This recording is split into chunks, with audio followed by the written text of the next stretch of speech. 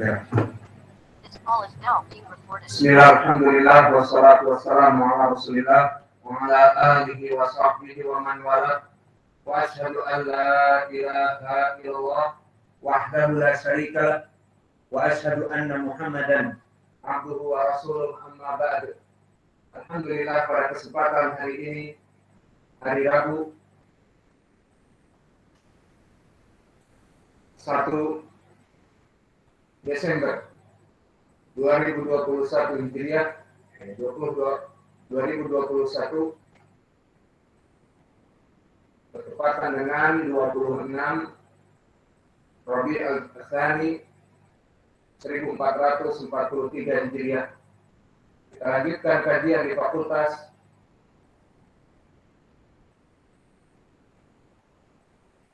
Ilmu Hadis dalam pembahasan kitab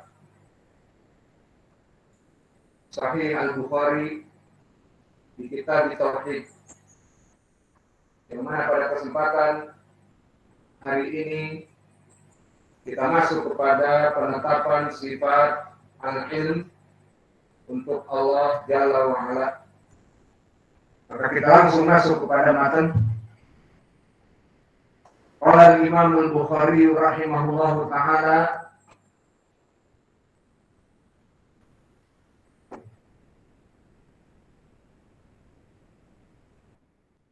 Haddatsana Sulaiman bin Bilal, haddatsani Abdullah bin Dinar an Ibnu Umar. Sanad ini adalah sanad yang ali, maknanya sanad yang pendek, hanya sekedar 4 rawi. Dan Khalid bin Makhlad telah kita sebutkan di pelajaran yang lalu, Al-Qatawani Abul Haytham, dan dia kedudukannya selain pas-pasan saduq dan juga yatasayya, dan disebutkan oleh Imam Ahmad walahu afrad, mempunyai hadis-hadis yang berkesendirian. Itulah kenapa para ulama menurunkannya dari derajat siqah menjadi hasanul hadis saduq. Maka oleh sebab itu Imam Ahmad mengatakan lahu ahadits manakir, yang mempunyai hadis-hadis yang berkesendirian. Maka dikatakan oleh Abu Hatim yuktabu hadithuhu, dia dicatat hadisnya. Jadi dari lafaz-lafaz yang pas-pasan. Dan Abu Daud pun mengatakan saduq. Dan dari segi madhabnya, pemikirannya Syiah, dan berkata Yahya bin Ma'in ma ba'sa bihi, dan berkata Ibnu Adi la ba'sa bihi. Maka pertanyaan yang besar di sini, kenapa Imam Al-Bukhari memilih dari gurunya Khalid bin Makhlad Al-Qatawani yang saduq, sehingga menyebabkan hadis ini hadis yang hasan? Maka apa jawabnya? Jawabnya barakallahu fikum, hadis ini telah terulang di Sahih Al-Bukhari di kitab yang lain. Pertama datang di kitab Al-Jumu'ah, dan yang kedua telah datang pula di kitab At-Tafsir. Maka di kitab Al-Jumu'ah telah datang dengan sanad yang sama, sanadnya Ali, dan bahkan kedudukan periwayatannya sangat kuat. Maka di kitab Al-Jumu'ah diriwayatkan, catat, haddatsana Muhammad bin Yusuf qala haddatsana Sufyan an Abdullah bin Dinar an Ibnu Umar. Berkata Rasulullah sallallahu alaihi wa ala alihi wasallam, sama lafadznya, bahwa Allah mengetahui 5 perkara yang tidak diketahui kecuali oleh Allah saja. Maka di sini di sanadnya Al-Imam Al-Bukhari langsung meriwayatkan dari Muhammad ibnu Yusuf, dan dia adalah Al-Firyabi. Dan dia derajatnya paling sedikit siqah. di atas dari thiqah. Maka di sini kita katakan sanad ini sebagai mutaba'ah pengganti dari kelemahan gurunya Imam Al-Bukhari Khalid ibn Makhlad yang saduq, mempunyai kesendirian di dalam hadisnya. Maka di sini dia tidak sendiri karena didukung oleh Imam Muhammad ibn Yusuf Al-Firyabi. Muhammad ibn Yusuf Al-Firyabi dari Muhaddisin, dan kitabnya ada yang sampai kepada kita, di antaranya Kitabul Idain. Lalu Muhammad ibn Yusuf meriwayatkan dari Sufyan, dan yang diinginkan Sufyan Ats-Tsauri. Maka ini imam. Dan Sufyan Ats-Tsauri meriwayatkan dari Abdullah bin Dinar. Maka madhab sanad siapa? Abdullah bin Dinar an idza sa'altu madarul isnad us Abdullah bin Dinar bas. Kamil. Abdullah bin Dinar an Ibnu Umar an Nabi sallallahu alaihi wa ala alihi wasallam. Maka lafaznya sama. Maka di sini jelas Muhammad bin Yusuf di atas dari thiqah, dia mutaba'ah untuk rawi yang saduq, siapa? Khalid ibn Makhlad Al-Qatawani. Ini di kitab Al-Jum'ah. Maka di kitab tafsir datang pula dengan mutaba'ah. Diriwayatkan dari jalan Ibrahim ibn Mundir, hadatsana Ma'nun qala hadatsani Malik an Abdullah bin Dinar an Ibnu Umar. Berarti madarul hadis dari mana? An Abdullah bin Dinar an Ibnu Umar. Maka di sini gurunya Imam Al-Bukhari lebih kuat juga dari Khalid ibn Makhlad, namun di sini sanadnya lebih turun, dinamakan nazil. Maka ini dari contoh hadis yang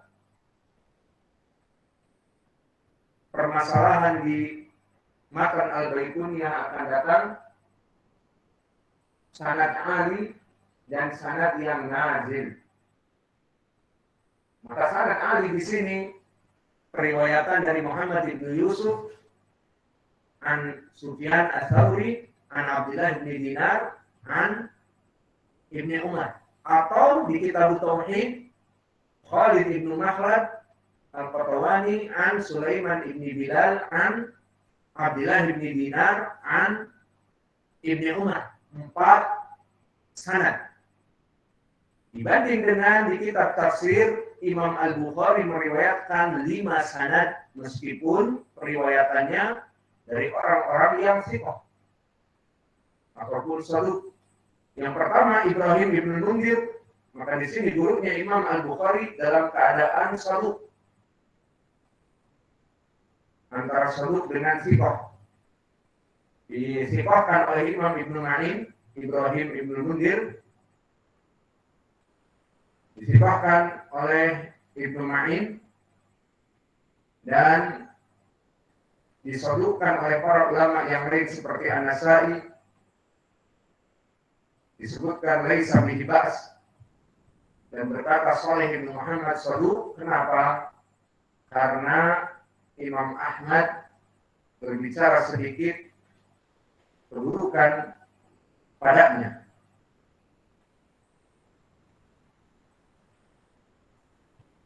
Dikarenakan permasalahan Al-Quran, dan Imam Ahmad ma'ruf tentang permasalahan fitnah Al-Quran. Dan Ma'an di sini dia Ma'an Ibnu Isa Al-Asja'i, maka dia Al-Qazzaz sifatul fadl. Kata Imam Abu Hatim bahwa Ma'an Ibnu Isa asbatun nas fi Malik. Maka di sini Ma'an meriwayatkan dari Imam Malik. Maka dari sini terjawablah. Jika ditanya kenapa Imam Al-Bukhari meriwayatkan di dalam kitab Tauhid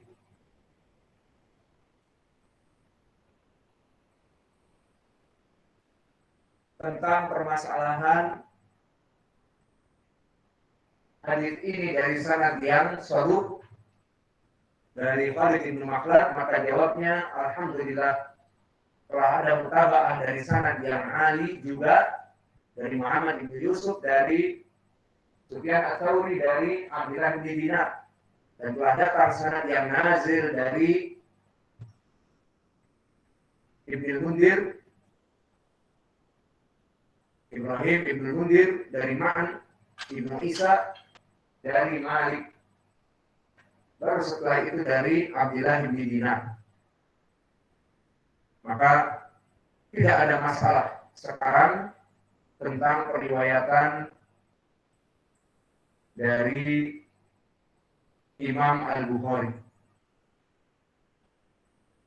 Lalu tentang permasalahan sahabi Ibnu Umar, maka jika ditanyakan kepada kita, Ustadz kok dari pelajaran pertama sampai sekarang memberikan biodata dan biografi tentang rawi-rawi yang dia tabi'in, itba'ut tabi'in, atau bahkan dari murid-muridnya itba'ut tabi'in sampai kepada Sahih Al-Bukhari, kenapa sahabat banyak ditinggal?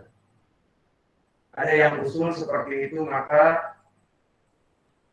mulai dari sekarang diingatkan, insya Allah kita lebih membahas tentang keutamaan dan biodata dan biografi sahabat lebih mulia.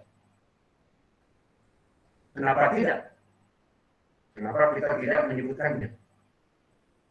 Maka sahabat di dalam hadis ini adalah Abdullah bin Umar, dan dia adalah anak dari Amirul Mukminin Abu Abdurrahman, kunyahnya Abdullah Ibn Umar Ibn Al-Khattab Al-Qurashi Al-Adawi. Maka bertemu dengan Nabi, nasabnya adalah dari Quraisy dan tercabang kepada Nabi. Perbedaannya, Nabi adalah Al-Hashimi dari Bani Hashim, dan Umar Al-Adawi, sama-sama pecahan dari Quraisy. Keutamaan Abdullah bin Umar, dia adalah orang yang masuk Islam sebelum balik. Maka dari para sahabat yang masuk kepada Islam sebelum balik dan hijrah bersama bapaknya ke Madinah, inilah Abdullah bin Umar. Maka dia sama seperti Ali radhiyallahu anhu, juga Islamnya dalam waktu usianya masih kecil. Dan keutamaan yang kedua, bahwa dia minal muksirin di riwayatil athar. Nomor berapa Abdullah bin Umar? Ya, Murad. Nomor berapa paling banyak hafalannya? Nomor 7 apa nomor 8? Hah? 8. Nah, berarti masuk jebakan kita. Enggak 7, enggak 8. Nomor 2. Asbun kau ya, asal bunyi. Dipilihkan nomor 7 atau 8, 8. Padahal dia nomor 2. Maka dia adalah sahabat nomor 2 paling banyak setelah siapa? Setelah Abu Hurairah. Abu Hurairah nomor pertama paling banyak hafalannya. Yang berat, dicatat itu. Bukan nomor 8. Oke? Understand? Maka innahu minal muksirin fi riwayatil athar, dia masuk ranking kedua langsung mubasyaratan ba'da Abi Hurairah. Dan periwayatan yang mencapai 2630. Lihat jauhnya. Imam Al-Bukhari 5700, ranking pertama. Tidak ada yang mendekati kepada Abu Hurairah kecuali ranking kedua Ibnu Umar, jumlahnya hanya 2600. Setengahnya dari hadis Abu Hurairah. Ranking kedua diambil jumlahnya 2600. Hampir setengahnya. Dan tidak masuk kepada jumlah setengah secara pas. Karena 5740 Imam Ibnu Umar 2630. Maka 2.600 jika dijadikan setengah pun akan menjadi 5.200, bukan 5.700. Alhasil, inilah Ibnu Umar dari keutamaannya, maka dia meriwayatkan hadis-hadis dari Nabi lumayan banyak. Ranking yang kedua. Maka karena dia banyak periwayatan dari Nabi, dijadikanlah oleh para ulama jalan-jalan kepada Ibnu Umar itu dari tabi'i yang masyhur, dari sanad-sanad yang masyhur. Maka Imam Al-Bukhari menjadikan di dalam sahihnya periwayatan kepada Ibnu Umar yang banyak hadisnya itu dari jalan Malik An-Nafi' an Ibnu Umar. Ini jalan yang pertama yang masyhur dari Imam Al-Bukhari. Dan selain dari Malik, boleh juga dengan Ayyub As-Sikhtiyani An-Nafi' an Ibnu Umar. Atau Ubaidillah Ibnu Umar Al-Umari dari Nafi' dari Ibnu Umar. Maka ini sanad-sanad dari Nafi' dari Ibnu Umar. Kalau kita turunkan lagi ke Nafi', maka sanad-sanad emasnya Imam Malik, Imam Ayyub As-Sikhtiyani, Imam Ubaidillah Ibnu Umar Al-Umari, ketiganya dari Nafi' dari Ibnu Umar.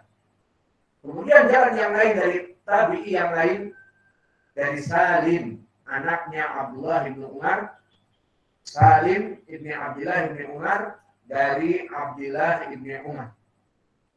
Dari jalan siapa? Imam Az-Zuhri.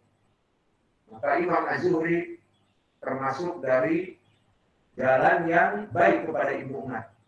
Az-Zuhri an Nafi', Az-Zuhri an Salim an Ibni Umar. Namun jalannya tidak ketemu Nafi', seperti Malik, Ayyub, ataupun Ubaidillah ibni Umar Al-Umari. Tapi dia mempunyai jalan sendiri, Az-Zuhri an Salim, bapaknya, anaknya dari Ibnu Umar. Dan jalan yang ketiga, Malik an Abdillah bin Dinar an Ibni Umar. Seperti di sanad ini apa tidak? Iya. Di kitab apa? Kitab tafsir. Meskipun nazil, siapa gurunya? Nazil Ibrahim ibn Mudhir an Ma'an ibni Isa, baru Malik, setelah Malik baru an Abdillah bin Umar, an Abdillah bin Dinar an Ibni Umar. Maka telah disebutkan tadi kami berikan contoh di riwayat kitab tafsir dari Abdillah bin Dinar dari Ibnu Umar. Maka inilah yang fadat bihadihi turuq sahihain. Inilah yang banyak periwayatan muttafaqun alaih dari jalan yang kami sebutkan. Ayo, siapa madar dari para tabi'in yang tiga? Pertama, Nafi', kedua, Salim anaknya, ketiga, Abdullah bin Dinar. Dan dari Nafi' ada tiga para itba tabi'in yang agung. Siapa? Malik, Ayyub As-Sikhtiyani, dan Ubaidillah Ibnu Umar Al-Umari. Maka inilah dari sanad-sanad emas kepada Abdullah bin Umar. Lalu Abdullah bin Umar sendiri apa keutamaannya? Yang ketiga, maka dia telah ditazkiyah oleh Nabi melalui istri Nabi Hafsah yang merupakan saudari dari Ibnu Umar. Nabi Muhammad SAW bersabda, Inna Abdullah rajulun saleh. Nabi memujinya, Inna Abdullah rajulun saleh. Maka i'rab saleh marfu dari sifat rajul, rajulun salehun. Dan ini diriwayatkan oleh Imam Al-Bukhari dan Muslim, dan di riwayat yang lain masih muttafaq alaih, nikmar rajulu Abdullah law kana yusalli bilail. Baik-baiknya dari para pemuda adalah Abdullah selama dia melaksanakan sholat malam.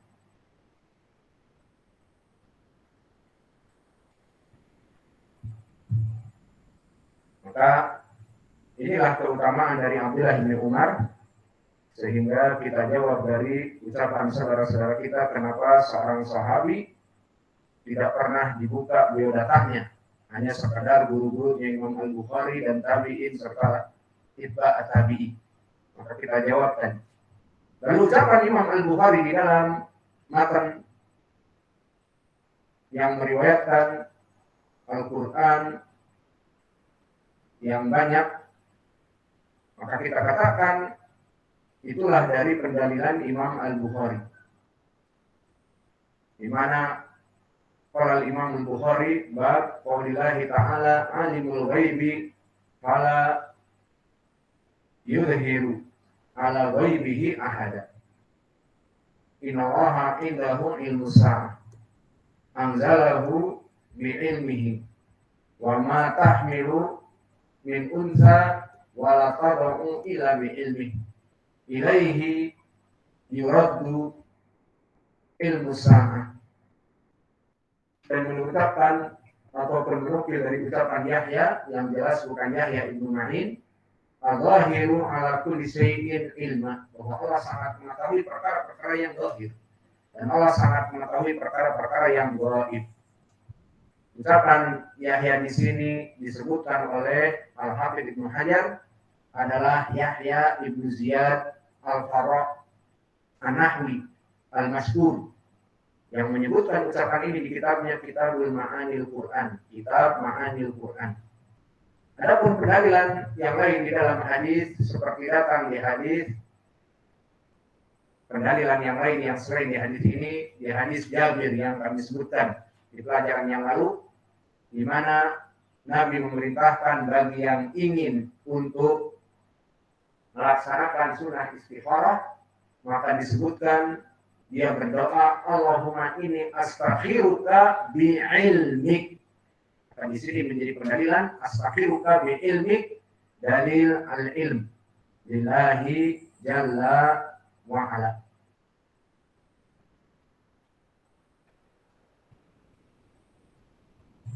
Maka kita kembali kepada al-matan. Setelah selesai dari penyebutan Abdullah bin Umar ani Nabi sallallahu alaihi wa ala alihi wasallam qala mafatihul ghaibi khamsun, bahwa kunci-kunci perkara yang gaib itu ada 5. La ya'lamuha illallah. Kalimat la ya'lamuha illallah dinamakan nabi wal isbat, menafikan ilmu kecuali hanya Allah dan menetapkan ilmu hanya untuk Allah.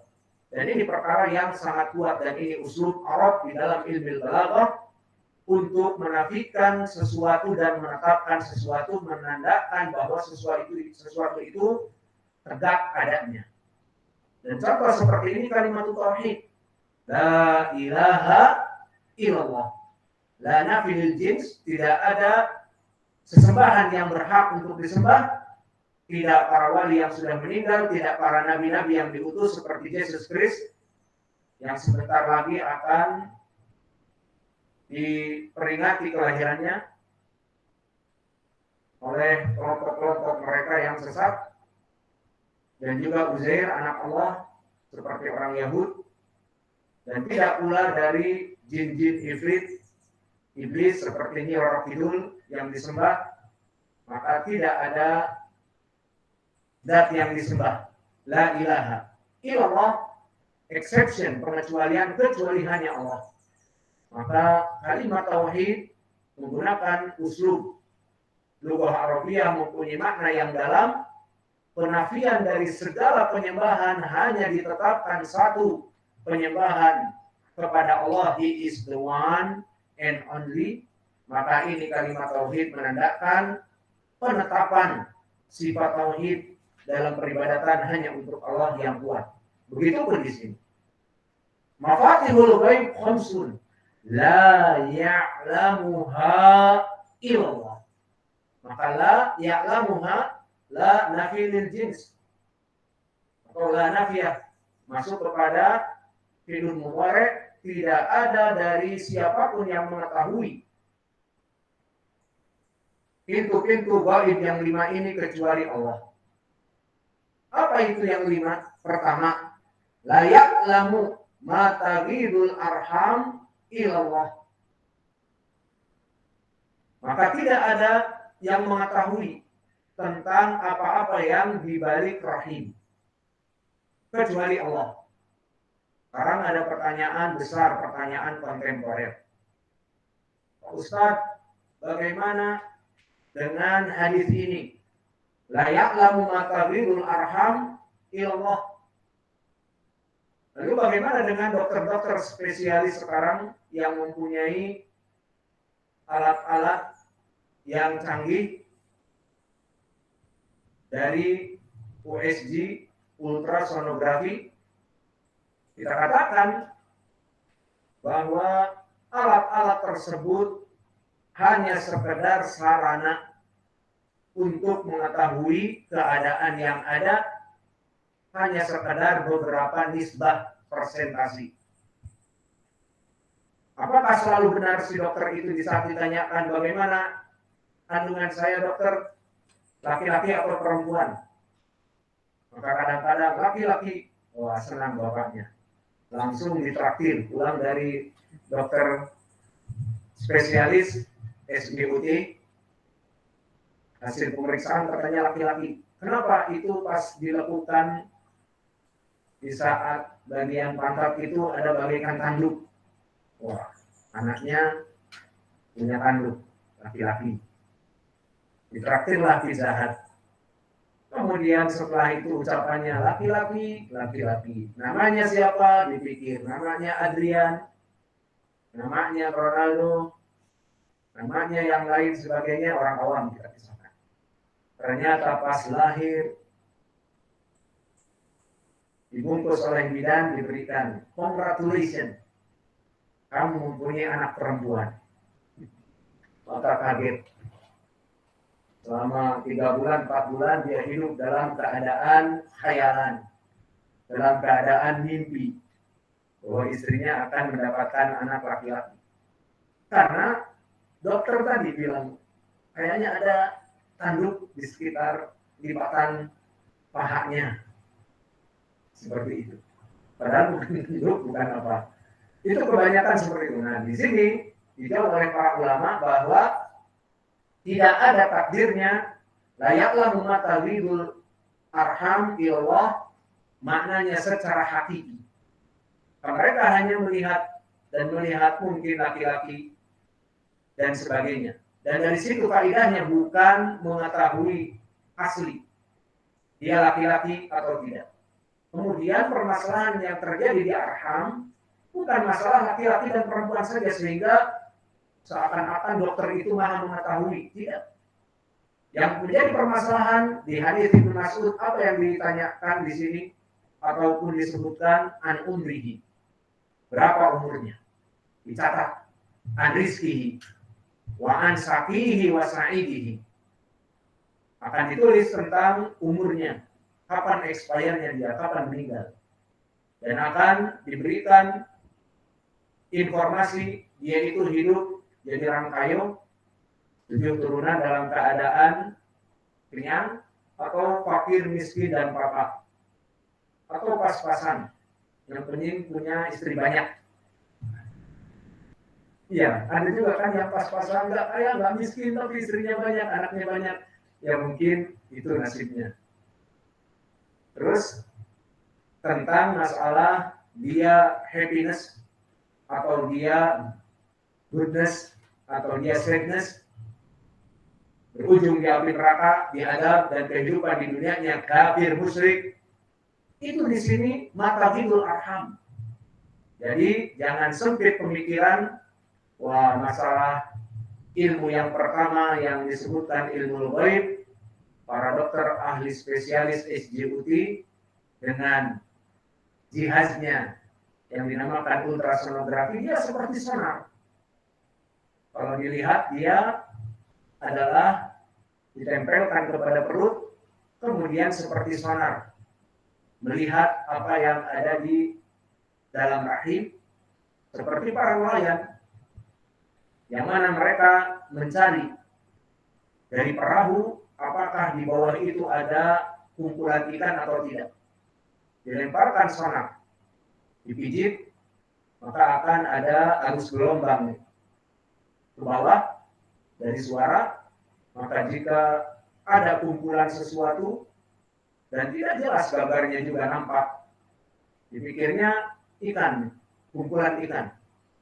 Ternyata megalodon. Ternyata ikan hiu misalnya. Alhasil perkara-perkara seperti itu masih tidak jelas. Begitupun di sini yang jadi permasalahan bukan permasalahan hanya sekedar laki dan perempuan. Kalau laki, maka benar apa yang diucapkan dokter, ternyata anak saya memang laki, berarti dokter itu sakti ya. Tahu dia, aku punya anak laki-laki. Nah, masuklah ke perkara ini. Tidak. Perkara ini hanya perkara yang mudah saja. Dan perkara-perkara yang lebih dahsyat di antaranya, yaitu selain laki-laki dan perempuan, bagaimana rezekinya, bagaimana meninggalnya, kapan expire-nya, dan bagaimana dia happiness ataupun sadness berujung sebagai penghuni surga atau neraka. Maka inilah dari pertama. Yang kedua, jadi awas ya, jangan ada yang mengatakan permasalahan baik yang pertama itu sudah banyak diketahui oleh spesialis SJUT. Bukan. Yang kedua, wala ya'lamu ma fi ghadin illallah, tentang permasalahan hari esok. Maka hari esok apakah ada yang tahu? Inna ya Abdurrahman tahu besok kamu akan apa? Yang jelas kamu tahu bapakmu akan datang pagi hari. Beri. Itu aja ya yang tahu. Apa yang terjadi esok tidak tahu. Karena Allah telah berfirman, wa ma tadri nafsun mada taksibu ghadan. Kamu tidak mengetahui apa yang akan terjadi di esok hari. Sesuai dengan nas Al-Quran. Illallah, kecuali Allah. Maka kalau semua orang mengetahui apa yang ada di esok hari, maka dia akan bertobat malam itu. Semuanya.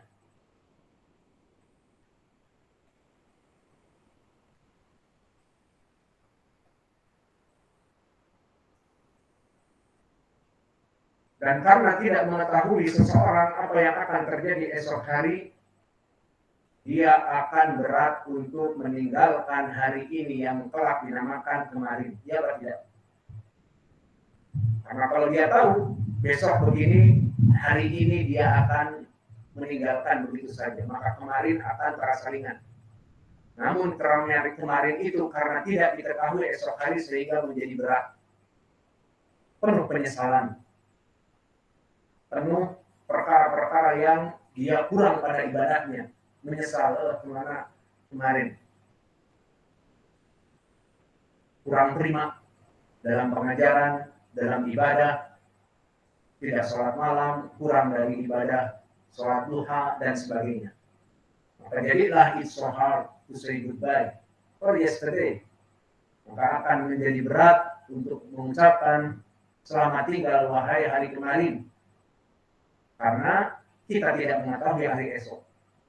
Jadi kalau kita mengetahui hari esok, hari kemarin itu akan mudah. Not hard to say goodbye. Dan yang perkara ketiga, wala ya'lamu mata ya'til matar. Dan inilah perkara yang ketiga, tidak diketahui kapan hujan akan turun. Oleh sebab itu disyariatkan doa meminta hujan isqa, karena kita tidak mengetahui kapan akan turunnya hujan.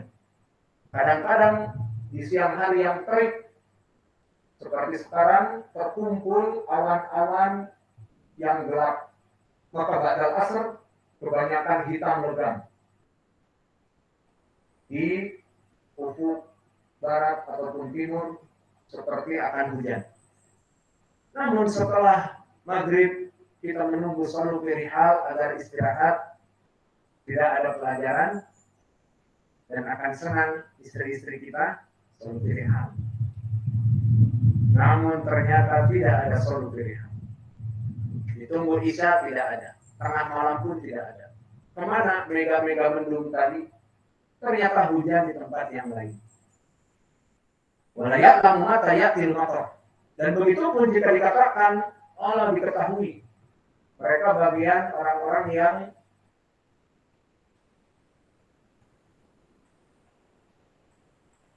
mengurusi bagian bencana alam dan sebagainya, maka mereka mempunyai kapal-kapal untuk menabur obat-obat, garam dan sebagainya ke awan.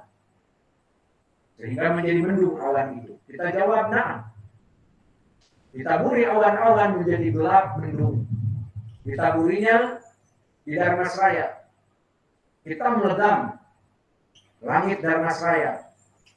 Mendung, menggantung. Hujannya di Jambi pula. Jadi tidak bisa ditentukan.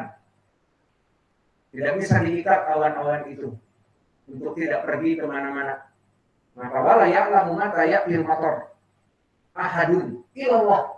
Ini perkara yang ketiga. Yang keempat, wala tadri nafsun bi ayyi ardin tamut. Ini nas dari Al-Qur'an. Wa ma tadri nafsun ma taksibu ghadan wa ma tadri nafsun bi ayyi ardin tamut. Maka seseorang tidak tahu kapan dia akan meninggal. Dan kami di saat menjelaskan bagaimana kisah Syekh Mukbil, di saat Syekh Mukbil sering mengumandangkan hadis di saat dia mulai sakit dan masih mengajar, dia bacakan hadis yang dikeluarkan di Jami'us Sahih, yang maknanya innallaha idza arada al-'abda an yamuta fi baladin muayyan fa aradallahu an ya'khudha hajatahu ilaihi. Maka Allah Jalla wa'ala jika menginginkan seseorang dia itu meninggal di negeri tertentu, dia asal dari Yaman. Namun Allah menginginkan agar dia meninggal di tempat dia belajar dulu, bergabung dengan teman-temannya dulu.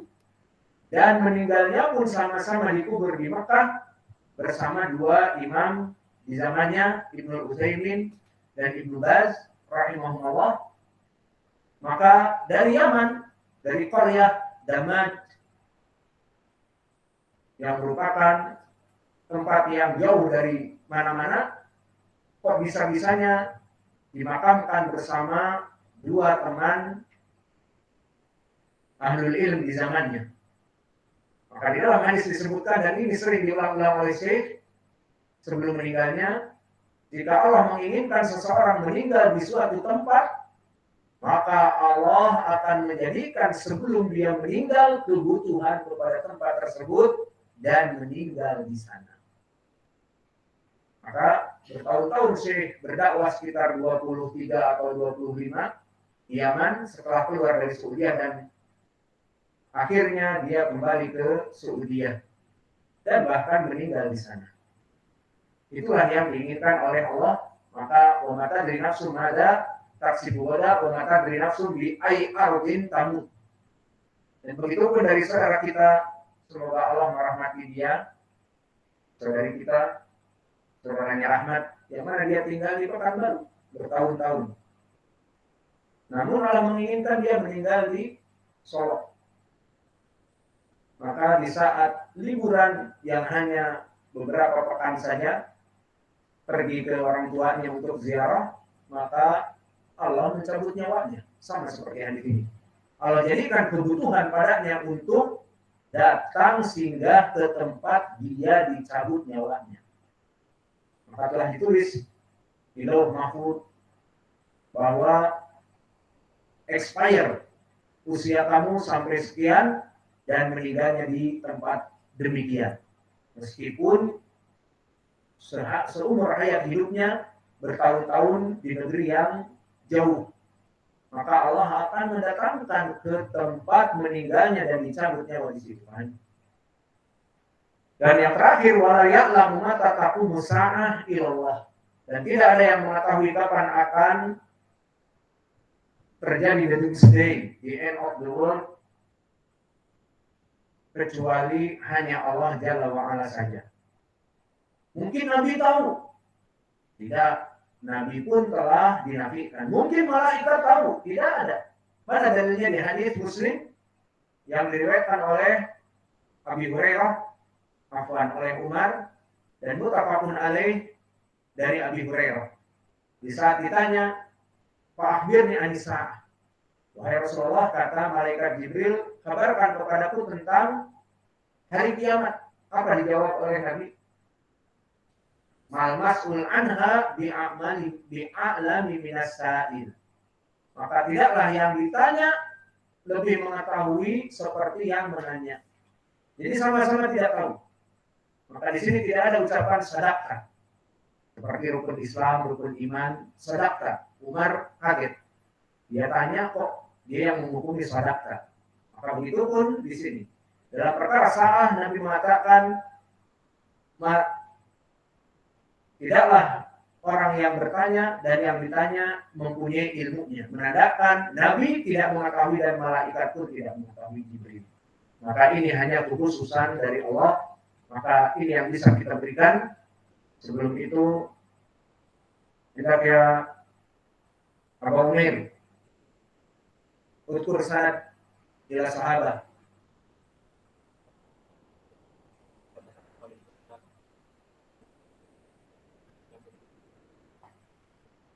Ibnu Umar. Tidak kayak Abul Haris. Tidak kayak Haris. Utur lana fi kitabil Jum'ah.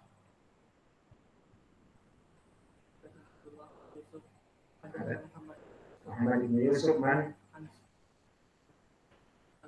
Al-Firyabi man Sufyan man Sauri Abdullah bin Dinar Ibnu Umar. Indah bi Abdullah sanad fi kitabil tafsir. Man?